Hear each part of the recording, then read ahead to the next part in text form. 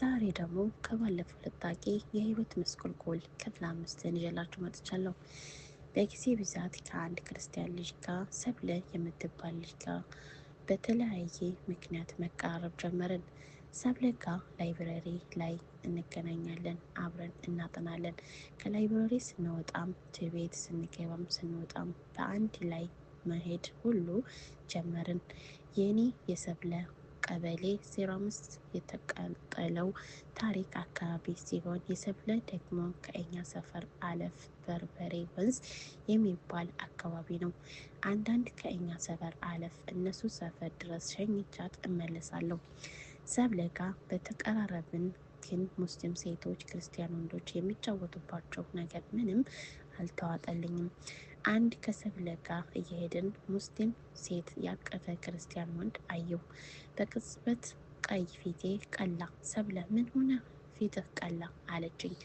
አታይም ሙስሊም ሴት አቅፎ አልኳት። ሰብለም አንተስ አሁን እኔ ጋር ክርስቲያን ሴት ጋር አይደለህ እንዴ ብላ ነገሩን ለመቆላለፍ ሞከረች። እኔም በፍጹም አንቺ እኔ ብትወጂ እኔ አንቺን ወደ ጀነት ነው የምወስድሽ። እኛ ሙስሊሞች ማስመሰል አናውቅም። ከወደድን አንገቱም ውጫችንም ውስጣችንም አንድ ነው። ክርስቲያን ወንዶች ግን በሙስሊም ሴቶች ላይ እየዋሹ እንባ እያነቡ እወድሻለሁ እሰልማለሁ እያሉ እያነቡ ነው ውድ የሆነውን ሃይማኖታችንን እያሰቀየሩ ወደ እሳት ጎዳና እየመሯቸው ነው። ሙስሊም ሴት ዛሬ አብራኝ አደርኩ እያለ መሰለቀያ ነው የሚያደርጋት። ሰብለ አንዳንድ ክርስቲያን ልጆች ከሙስሊም ወንዶች ልጆች ጋር እየተከራከሩ እንዲህ አለው። እኔ ሙስሊም ሴቶች እንደዚህ እግራቸው ወደ ላይ አድርጌ እያደረኩኝ አብረውኝ ሰድሮ ሳያውቁ ቪዲዮ ካሜራ እየቀረጽኩኝ ለሰው አሳይብሻለሁ እያልኩኝ ከእኔ አይቀሩም እያልኳት አሁን ድረስ ብዙ የእናንተ ሃይማኖት ሴቶች በእጄ ናቸው እያለ እንዲያውም የተወሰነ ቪዲዮ አሳይቶታል። ለሙስሊም ሴቶች መጀዘብ ደስ ብሎት እያሳቀ እየሽ ምን ያክል ሙስሊም ወንዶች ላይ ንቃት እንዲያው መጣ። ከዚህ ሙስሊም ወንድ ልጆች እኔ እንደዚህ ቪዲዮ እያነሳው የምታስለቅስ ሴት ልጅ አይደለህም ወንድ ነኝ ብሎ አጥሩን ራሱን ባረገደው። ሰብለ ለሙስሊም ወንዶች ግን ክርስቲያን ሴት ቢወድ እሱንም አናቅም። ቤተሰብ ይሁን የክርስቲያን እምነት እና ተከታይ በቀን አይመለከትም። እንዲያውም አላህ ስበብ ካደረገ እሱን እስላም ነው በስበቡ ወደ ሃይማኖት የሚወስደው አልኳት። ሰብለም ተረጋጋ፣ እኔ ስለ ሃይማኖት የማውቀው ነገር የለኝም። አባቴ ተማሪ እንጂ ሃይማኖትሽን እወቂ አይለኝም። በሳምንት አንድ እሁድ እናቴ ጋር ቤተ ክርስቲያን ወስደው ያሳልሙኛል። መስቀል እሳር ብለው አስረውልኛል። አንድ ከዚህ ውጭ ምንም የማውቀው ነገር የለኝም። በቃ እናረሳው፣ ወሬ እንቀይር አለችኝ። ሰብለ እኔ የምናደደው ብዙ ክርስቲያን ወንዶች ፍቅር ያሸንፋል እንጂ አጥቼ መኖር አልፈልግም ስለማንል ያንን ክብር ይሆናቸዋል። ሙስሊም ሴት ከሰረገዘ ወይም ልጅ ከወለደ በኋላ የእኔ ለአንቺ ብዬ እስከ ዛሬ ድረስ መጥቻለሁ። ከዚህ በኋላ ግን በቃኝ። ከእውነት የምትወጂኝ እናንተ የሌላ ሃይማኖት ተከታይ ጀሃነም እሳት ነው የምገባው ትላላችሁ። እኔ የገባሁበት እሳት አብረሽኝ ግቢ። ትክክል ፍቅር እንደዚህ ነው እያለ የውሸት የፍቅር ቃል እየሞላ ሙስሊም ሴቶችን ሙስሊም የሆነው የተወለዱትን ህፃኖች እያስጠመቁ ሃይማኖታቸውን እያስቀየሩ ነው አልኳት። ሰብለም ልክ ነህ፣ እንደዚህ ከወለዱ በኋላ የሚቀይሩ አይቻለሁ አለችኝ። ሰብለም ጋር ቀን በቀን እንገናኛለን። ቤት ድረስ አይሸኛታለሁ፣ ግን ሁሌ አባቷ እፈራለሁ ትላለች። የሰብለህ አባት ሌላ ትምህርት ቤት መምህር ናቸው። አስፈላጊ ሲሆን እናም የእሷን መጽሐፍ ደብተር እወስዳለሁ፣ እሷም የእኔን ደብተር ትወስዳለች። ግንኙነታችን ሰብለ ጋር ከመነጋገር በላይ ታጠፋ። አንድ በመንገድ እየሄደ የሆነ ወሬ እያወራን ስለ ሃይማኖት እሱ አነሳችብኝ። ጊዜ ብርሃን እንዴት ብላ የሆነ ጥቅስ ነገረችኝ። እኔም ሰብለን ለማስተማር ኢየሱስ ማለትሽ ነው አልኳት። ሰብለ ደግሞ ኤንሳ ማን ነው አለችኝ። ይኸው መከረኛው ኢየሱስ ነው ጌታ የምትሉት አልኳት። እሱም ደግሞ እናንተ ሃይማኖት ላይ ምን ያደርግ አለችኝ። አሁን የማውቀውን ለመናገር በሩን ከፈተችልኝ አልኳኝ። ከእሷ እናንተ ማርያም በእኛ ማርያም በቁርአን ውስጥ በሰፊው ገልጾታል አታውቂም አልኳት። ምን ብሎ ነው የገለጸው አለችኝ። በእናንተ ስም ሱረቱል ማርያም ብሎ በሰማይ አንድ ምዕራፍ ሰማያተል የመርያም ምዕራፍ ነው የሚለው። ስለ ሁለታቸውም በደንብ ይናገራል። ምን ይላል መሰለሽ ብዬ ቀጠልኩኝ። ማርያም ያንቺ የእምራን ልጅ የሆነችው ብልቷን በዝሙት ከመነዘር የጠበቀች የሆነች እኛም በእሷ ላይ የሆኑ ቃልን ሁሉ ብለን ሮህን በመላእካ ገብርኤል አምላክ በተነፋሽ የነፈሰባት በጌታው አላህ ቃል እውነት ብሎ ለትእዛዝ ያደረገ ስትሆን ጥንቅቅ የፈጠረውን ያደረገች ነበረች ይላታል ቁርአን። ሶላት ያ የማርያም የሰብለ ፊት ድርዝዝ ብሎ አፎቿን ከፍታ እስኪ ደግሞ ምን አይነት ንግግር ነው ደግሞ? ኢስላም ስለ ማርያም ይናገራል ማለት ነው? እስኪ ጨምረኝ አለችኝ። ሰብለ የሚከርምሽ እናንተ ተምሉበታላችሁ፣ ልጁንም ተመልካላችሁ። ኢስላም ግን ይህንን ነገር በጣም ይቃወማል። ቁርአን በሰፊው አስቀምጧል። ምን ይላል መሰለሽ? ወደ ማርያም መልእክት በመጣ ምሰ አለኮንበር በቀረቡት ጊዜ እሱም ፈርታ እኔ ከአንተ አልራህማን አላህ እጠብቃለሁ እንደተነካኝ አለችው። መልእክቱም አይዞሽ አትፍሪ፣ እኔ ከጌታ የተላኩኝ መልእክት ሲሆን በአላህ ትዕዛዝ ንጹህ ልጅ ልሰጥሽ ነው አላት። እሷም እንዴት? እኔ ከዚህ በፊት ወንድ ነክቶኝ አያውቅም፣ አመንዛርም አይደለሁም፣ እንዴት ልጅ ይኖረኛል አለችው። መልእክትም ይሄንን ማድረግ ለአላህ ቃል ነው። እሱ አላህ አንድ ነገር ማድረግ በፈለገ ጊዜ ያንን ነገር ሁሉ ያለውን በትዕዛዝ መሰረት ያም ነገር ይሆናል አላት። ማርያም ልጅ ባረገዘች ጊዜ ከየት አመጣሁ ይለኛል ብላ ፈርታ ከሰዎች ዘንድ ርቃ በመሄድ ተለየችው። ወደ ፀሐይ መውጫ አካባቢ ርቃ ሄደች። ምጧ በመጣበት ጊዜ በጣም ተሰቃየች። በስታንም ብዙ ጊዜ ስትናገር ፈጣሪ ወይ ምን እንደዚህ አይነት መከራ ከምታሸክመኝ ከዚህ በፊት ገደልኩኝ የተረሳ ያልተፈጠረ ሁኜ ቀርቼ በነበር አለች። አላህ መልእክተኛ ጅብሪል በመላክ አይዞሽ አትፍሪ በሰላም ትወልጃለሽ አላት። ወለደችውም። የተገደፈችውንም የተምር ዛፍ ወዘወዘችው። እርጥብ የተምር እሸት ይጥልልሻል አላት። አደረገችው። ከዚያም አች ሰብለ እንደዚህም እንዴት ተመሰጠች። እኔም ከዚያም በአላህ እርዚቅ ሲሳይ ከተረሳ በኋላ ወደ ከተማ ለመመለስ ወሰነች። በድንግልዋ የወለደችው ልጅ አዘለችው። ግን ከየት አመጣሽው ቢሉኝ ብላ ፈራች። አላህም መልእክቱን ላከ። እንደዚህ አለ፣ አንቺ ማርያም ሆይ ወደ ከተማ ስትመለሺ ሰዎች ሊያናግሩሽ ከሞከሩ እኔ ዛሬ ለአል ረህማን አላህ ዘሙት ጾሜያለሁ፣ ማንንም ሰው አልናገርም በያቸው። መልእክቱንም ልጁን እንዲያናግሩት አሳውቂያቸው አላት። እሱም ወዲያው ልጁ አመለከተች። እስራኤላውያንም በእሱ እይታ እንዲህ አለ፣ ማርያም ሆይ አባትሽ ኢምራን መጥፎ ሰው አልነበረም፣ እናትሽም አመንዛሪ አይደለችም። አንቺ ከየት ሄደሽ አባት የሌለው ልጅ አመጣሽ አላት። እሷም ወደ ላይ አመልክታ እስራኤላውያንም እየቀለደባት እንዲህ አለ፣ እኛ እንዴት ብለን ነው በአንቀልባ በእቅፍ ያለ የአራስ ያልወጣ ልጅ የምናናገረው? በማለት መለሱላት። ሕፃኑም ልጅ ኢሳ ኢየሱስ እንዲህ አለችው፣ እኔ የአላህ አገልጋይ ባሪያ ነኝ። መጽሐፍም ሰጥቶኛል፣ ኢንጅልን ወንጌልን ነብይም አድርጎኛል።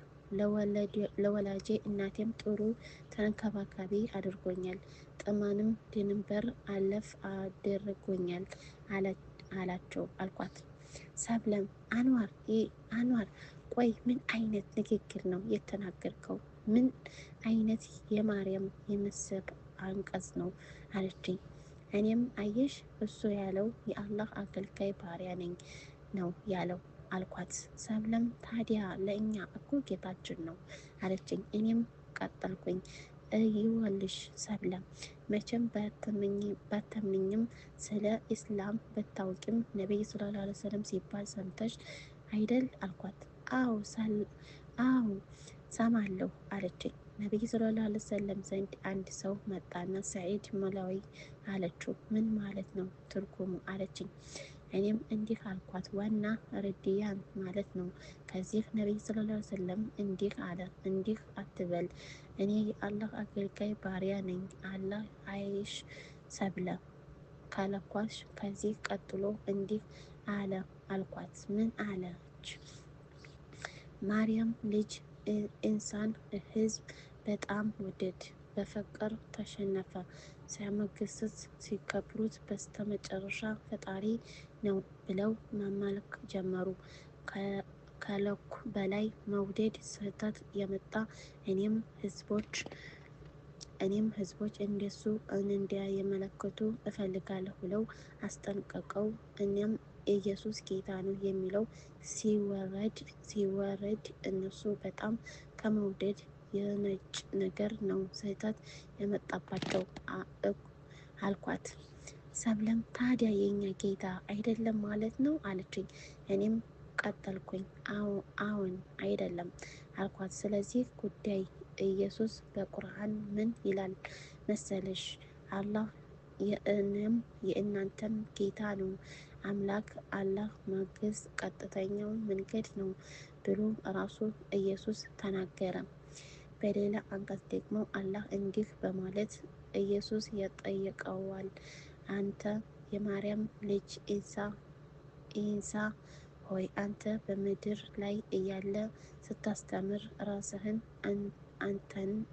እናትህን አምላክን ጌታንን ፈጣሪ አድርጋችሁ ያዙ ብሎሃል ብሎ አላህ ሲጠይቀው እሱም እንዲህ በማለት መለሰ ይሰጣል። ፈጣሪ አላህ ሆይ በምድር ላይ እያለ ህዝቦቼ ይህንን ነገር በያቸው ከሆነ አንተ ጌታዬ ነህና ታውቃለህ። አንተ በእኔ ውስጥ ያለውን ሰሳር የነበረውን ሁሉ ታውቃለህ። ፈጣሪ ሁሉ አዋቂ ነህና እኔ ግን በእናንተ ውስጥ ያለውን አላውቅም። የፈጠርከኝ ባሪያ ነኝና አቋም የለኝም። እኔን እናቴን ፈጣሪ አድርጎ በመያዛቸው ተቀየመህ በተቀጣቸው አድርገው ምክንያት ሁሉም ያንን ፈጣሪ ባሪያዎች ነን። ይቅርታ ናን አዝነህ በተመራቸው ደግሞ አንተ አላህ አዛኝ ሩህሩህ ነህ ማራቸው ብሎ ዝቅ በማለት አላህን ይለምናል አልኳት። እጆቿን ልቧ ላይ አድርጋ በረጅም ተንፋሽ ይህንን ያልከው ሁሉ የፈጣሪ ቃል እንደሆነ ያስቀመጠው አለችኝ። እኔም ደብዳቤ ስለነበርኩኝ ውስጥ ደስ አለው በዬ ለዛሬ ይበቃሻል፣ ሌላ ጊዜ ደግሞ እናወራበታለን አልኳት። ሰብለም አንተ የያዝከውን ሃይማኖት ማወቅ አለብሽ እኮ ለምን ቤተ ክርስቲያን አትሄጂም አልኳት። ሰብለ የምሄደው እሁድ ነው፣ ከዚያ ውጭ አልሄድም አለችኝ። እኔም በሃይማኖት ጠንካራ ሁኜ አሁን እቤት ገብተሽ ዩኒፎርምሽን ቀይረሽ እናት ሰፈር የሚገኘው ማርያም ቤተክርስቲያን ገብተሽ ጸሎት አድርጌ ሃይማኖት እወቂ አልኳት። ሰብለም እሺ አንዋር ታዛዥ ነኝ። አንተም እናንተ ሰፈር የሚገኘው ዑመር መስጊድ ገብተህ ቁርአንህን ቅራ አለችኝ። ተስማማን፣ ተለያየን። ከዛ ቀን ጀምሮ ሰብለ እነሱ ሰፈር በርበሬ ወንዝ የሚገኘው ማርያም ቤተክርስቲያን ተመሸለች። እኔም እኛ ሰፈር የሚገኘው ዑመር መስጊድ ከመቅሪብ እስከ ኢንሻ ቁርአን እየቀራሁ አመሻለሁ። ሰብለም አንዋር ሃይማኖት አረከኝ በቃ ሁሉ ከትምህርት ስንመለስ ሰለቀቅ ቤተክርስቲያን ሄጄ ስለ ትዝ ትለኝ እና እሄዳለሁ። ከዚያ ለሁለታችንም አለቅሼ ጸሎት አደርጋለሁ። አባቴ እመለሳለሁ እቤቴ እመለሳለሁ ትለኛለች። እኔም ብሎ እኔን ምን እያልሽ ነው ጸሎት የምታደርግልኝ እላታለሁ። እሷም አንዋር ሚስጥር ነው ለድንግል ማርያም ነግሬያታለሁ ሲሳካ ታየው የል ትለኛለች። እኔም እስኪ ጸሎት ባያደረኩኝ ለኔ ለነገረኝ ነው እንዴ አልኳት።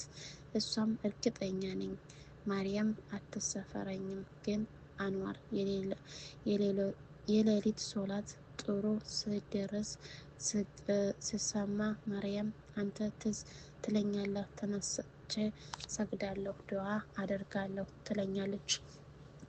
እኔም አው እሰግዳለሁ፣ ዱዓ ላይ ብዙም ጠንካራ አይደለሁም፣ ሰግጄ እተኛለሁ አልኳት። እሱማ አንዋር ዱዓ አድርግ እኔም ጸሎት አደርጋለሁ ትለኛለች። ታዲያ አንዳንድ ቀን ከትምህርት ቤት ቀርቼ ያለፈኝ ኖት ለመጻፍ ደብተርሽን አውሽኝ ብዬ ደብተር ሰጠችኝ። ማታ ከመስጊድ መልስ ያለውን ኖት ለመጻፍ የሰብለ ደብተር ስገልጠው ደብተሯ ውስጥ ቸኮሌታ ፍቅር የነከረ ሁሉ ንጉስ ነው፣ ከነገሮች ሁሉ ፍቅር ያሸንፋል የሚለውን ጥቅስ በወረቀት ጽፋ ደብተር ውስጥ አስቀምጣለች። ሰብለ በጣም ቆንጆ ነች። መነጋገር ነው እንዲያትሉኝ፣ እውነት ለመናገር በፊልም የሚታዩ የህንድ ሴቶች አክተር ነው የምትመስለው። ነገሩ ወሎዮ ሲባል በቆንጃ የተፈለቀ አይደል? ወሎ በቆንጅና እና ዘራኝነት በጠይፍ የታወቀ ናቸው። ሴት ልጅ ኮምበልሻ የተለየ ነው። እንደውም የቀረብ ወዳጆች የደሴ ከተማዦች ደሴ ቆንጆ ቢኖርም ነገር ግን የኮምበልሻ እንስቶች ሲያደንቁ ጫማ እና ወንድ ከደሴ ሴትና ተምተም ከኮምበልሻ በማለት ሁሉ የወሎ ከተማ ደሴ እና ኮምበልሻ በትዳር ከ165 በላይ የተጣመሩ ናቸው። ኮምበልሻ ለቆንጅና ምን ብሎ አበሶ ትምህርት ቤት ሲነቀቁ ቆንጆ ለመለካት ካልኩኝ የመረጠው ተወዘገብኩ በራስኩኝ የምህረት ለው አንድ ላይ ሰፈር ስትል ከሱ የተሸለችው በጎድ ተልፋለች። ያቺ ስትከተል ሌላኛው ደግሞ ትመጣለች። ወሎ ከተባለ በቁንጅና አይታማም። ሰብለ ደብተር ውስጥ ያረገችው በፍቅር ጥቅስ በቸኮሌታ ተወዛገብኩ። ከዛ ኢንሻአላህ ይቀጥላል። ውድ ቤተሰቦቼ በያላችሁበት ያለ ሰላምና እዝነት ይውረድልኝ እላለሁ። አሰላሙ አለይኩም ወራህመቱላሂ ወበረካቱ። እወዳችኋለሁ። እናንተም ደግሞ አስተያየታችሁን ኮሜንት ላይ አስቀምጡልኝ፣ አበረታቱኝ። እኔም እንደናንተ ስደተኛ እህታችሁ ነኝ። ውድ ቤተሰቦች